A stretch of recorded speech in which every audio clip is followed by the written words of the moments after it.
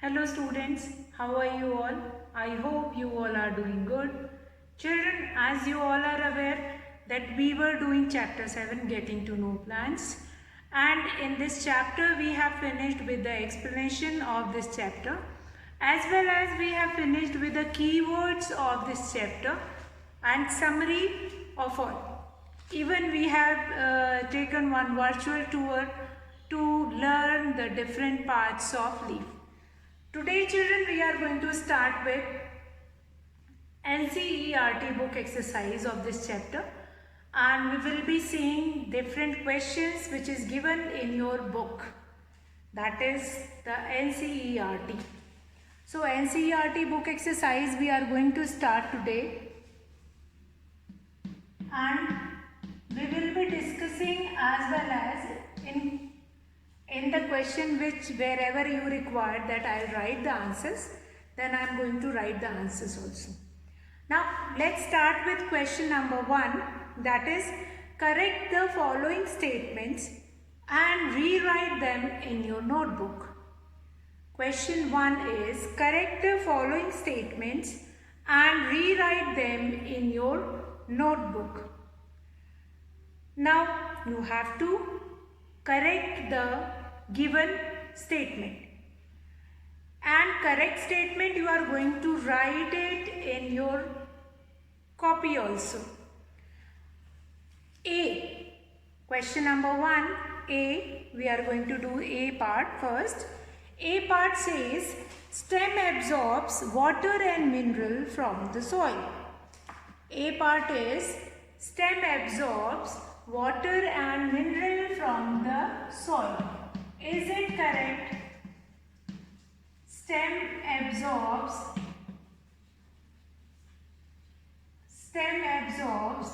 water and minerals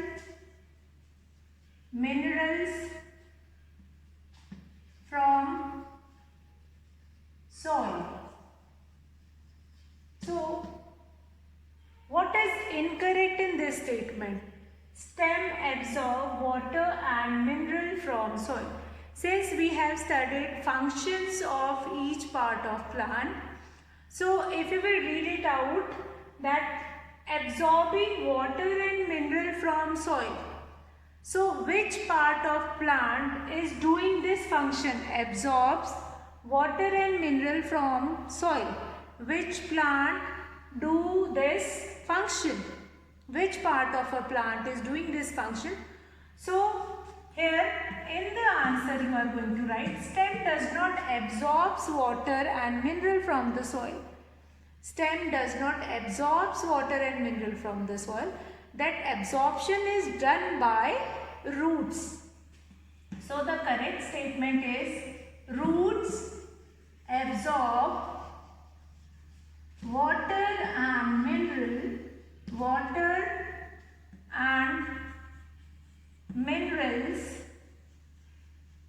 from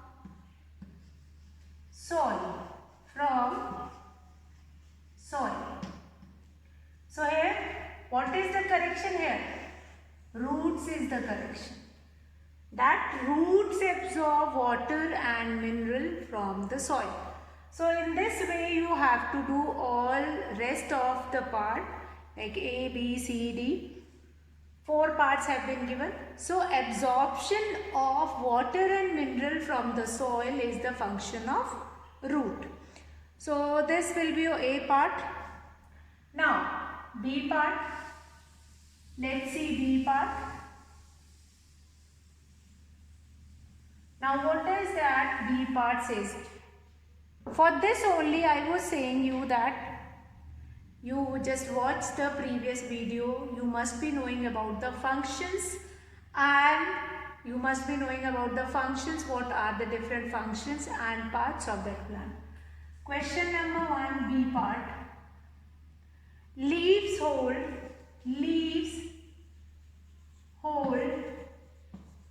the plant upright. Leaves hold the plant upright. Upright means what? that is straight. It will hold the plant upright, means straight. So, now leaves hold the plant upright. Is it correct? No. The function of leaf is to prepare food. Leaves does not help the plant to stand upright. That is the function of stem. So the correct answer is stem hold the plant upright. Hold the plant upright. So this will be your correct statement, that stem hold the plant upright. Stem hold the plant upright. This is the function of stem, to hold the plant upright, to provide them support, to make them stand straight. Now, C part, roots conduct water to leaves. Now, C part is roots conduct. C part is roots conduct water to the leaves. Roots conduct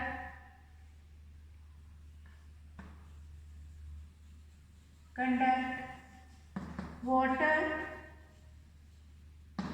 to the leaves. Now, as you all are aware of it, that plants prepare their food and the kitchen of the plant is leaves. So, leaves require water and mineral by which leaves can prepare the food. Then that water and mineral is sucked by the roots, but it is not conduct through leaves. Stem is used to conduct water and minerals to the leaves. Fine. They'll take the water and mineral which was absorbed by roots, and then they will take it to the leaves. So this function was done by stem. Stem conduct water to the leaves. Conduct water to the leaves. Water to the leaves. Stem conduct water to the leaves. So that is the function of stem only, that stem takes water from root, that water that is sucked from the soil, and then it will be carried forward to the stem, and then stem will transport that water to the leaves. Now that is the C part. Now we will come to D part. See, if you have done functions of all these parts of plant, then it is not difficult for you all to do it. But if you have not done functions of each part of the plant, then this question will be a bit difficult for you all. Now D, the number of petals and sepals in the flower is always equal. No, it is not. The number of sepals and petals. Sepals and petals. Sepals and petals in a flower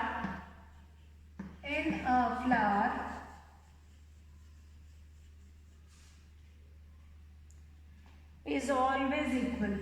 Is always equal. Always equal. So that is not always equal. The number of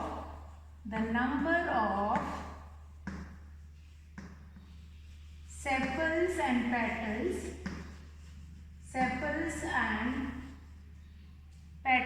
in a flower, is not always equal. Is not always equal.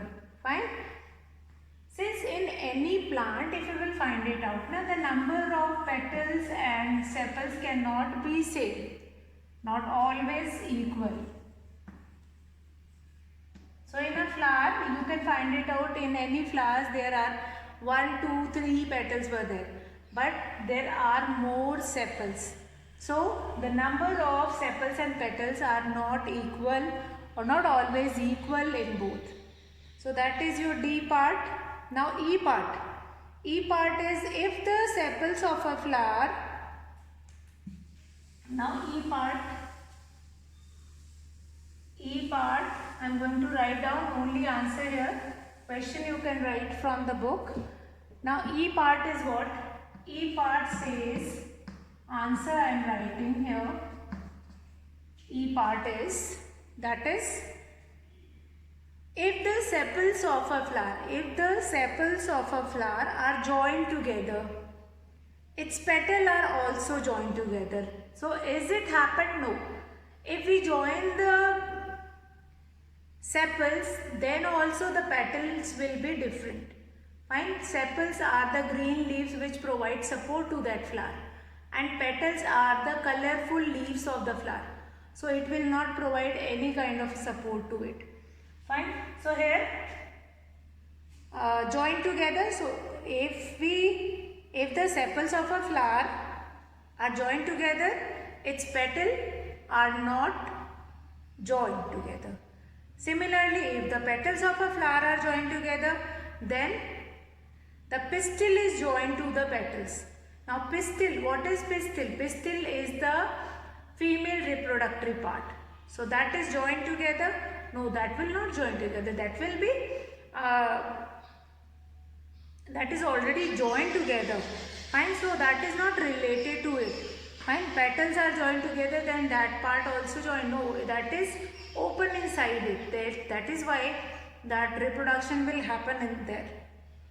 Okay, now we'll come to question number 2. Question number 2 says that draw a leaf, a taproot and a flower. You have studied in for table 7.3. Now table 7.3 was, that is what?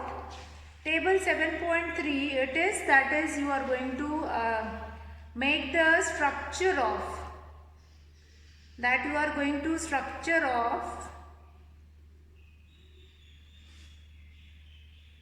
like leaf, taproot and flower, and then you are going to label it also. You are going to draw a picture of leaf, taproot and flower. Now question number 3. Can you find a plant in your house or in your neighborhood which has a long but a weak stem? Write its name. In this category, would you classify it? In which category? Now, in your surrounding, that we can find it out. It has a long but a weak stem.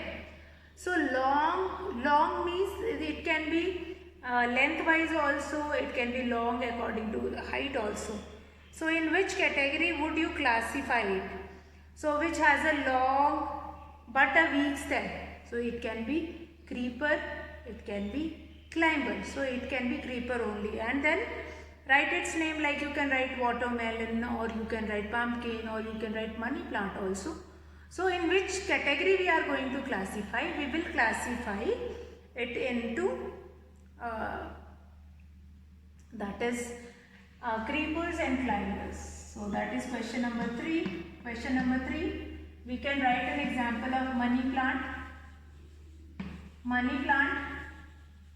First part of this question says, what is the first one? Can you find? Then yes, I can find. The name of the plant is money plant. And then what? In which category they find it out? So they comes in the category of,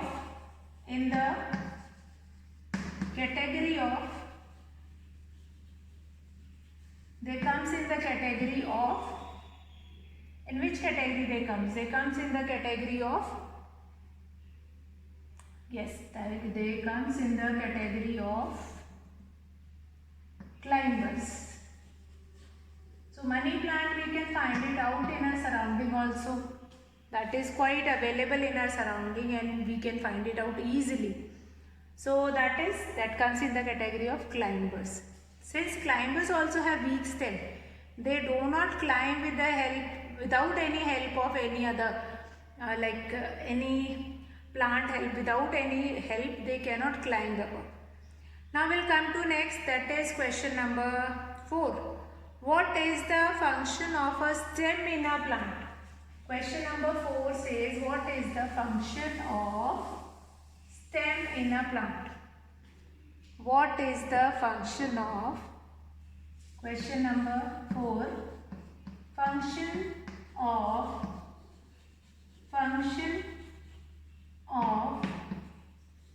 stem. Function of stem, we are going to do it. Function of stem. So first, stem conducts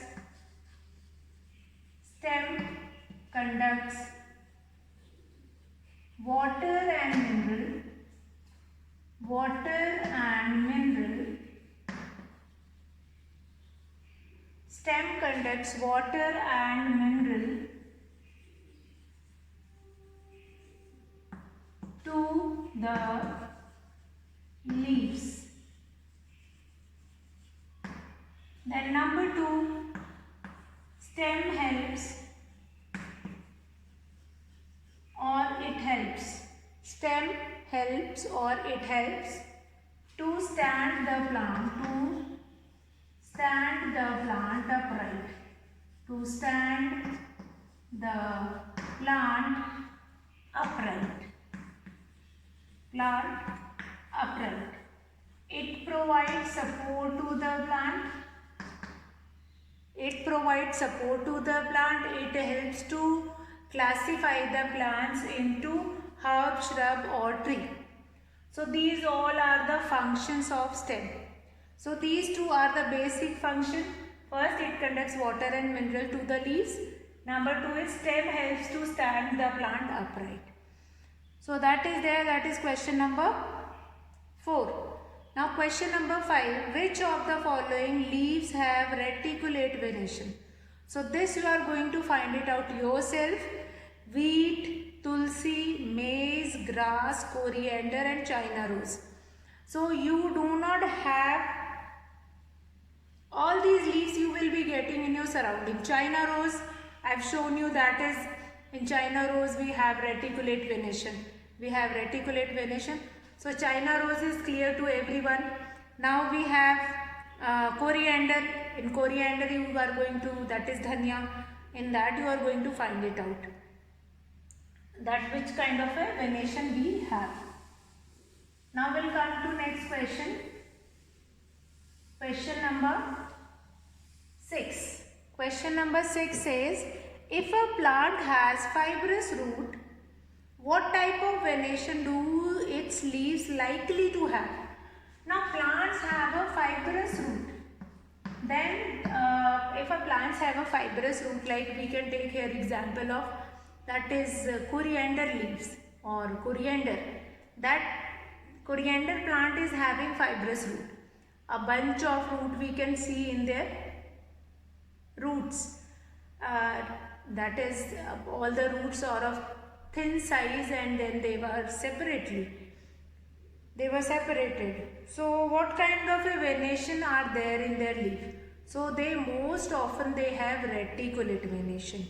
So if a plant has fibrous root, that what type of venation do its leaf likely to have? That is reticulate. And if a plant has leaves with reticulate venation, what kind of a roots will it have? So both these questions, question number 6 and 7 is interrelated to each other.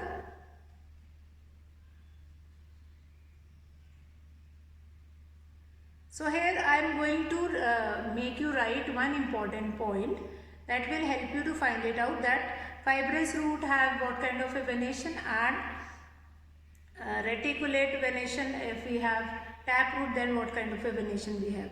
So one common thing you all can write, that plants have, that is not related to question number 6. This is not your answer of question number 6. Plants have leaves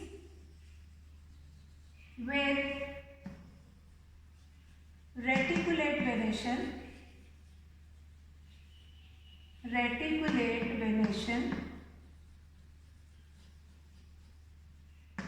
plants have leaves,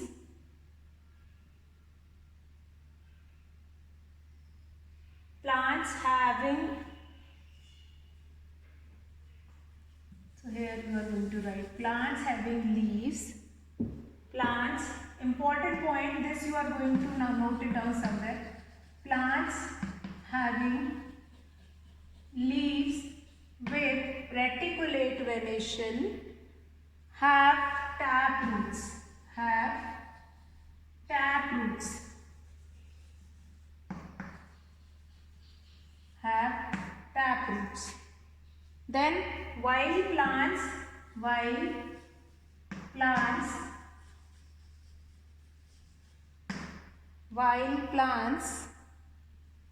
having leaves,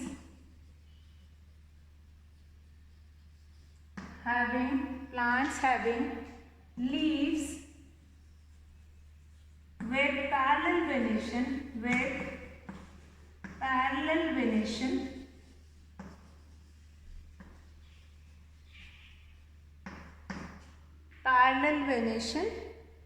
have fibrous root,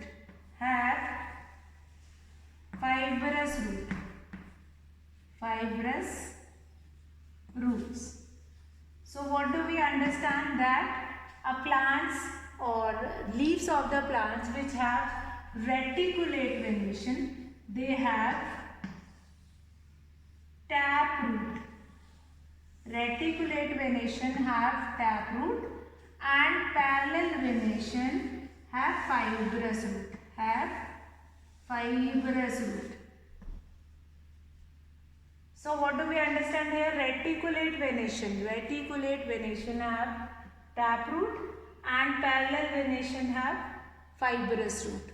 So these two things were there, important point. This is an important point.